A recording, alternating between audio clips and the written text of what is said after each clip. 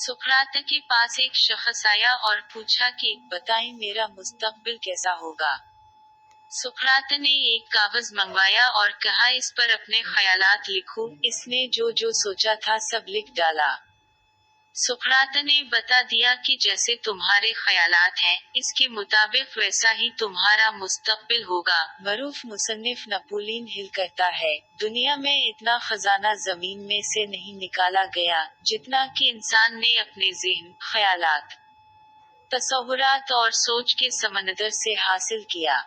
अच्छी सोच एक ऐसा खजाना है जिससे मिट्टी को भी सोना बनाया जा सकता है, जबकि मनफी और घटिया सोच रखने वाला शख्स सोने को हाथ डाले तो वो भी मिट्टी बन जाए। अच्छा सोचने वाले लोग मसाइल को हल करने की बेहतर अहलियत रखते हैं। वो अपने आप को दूसरों के रहम व करम पर नहीं छोड़ते कि ऐसे इनसे कोई नाजायज फायदा उठाए और इनको धोखा दे।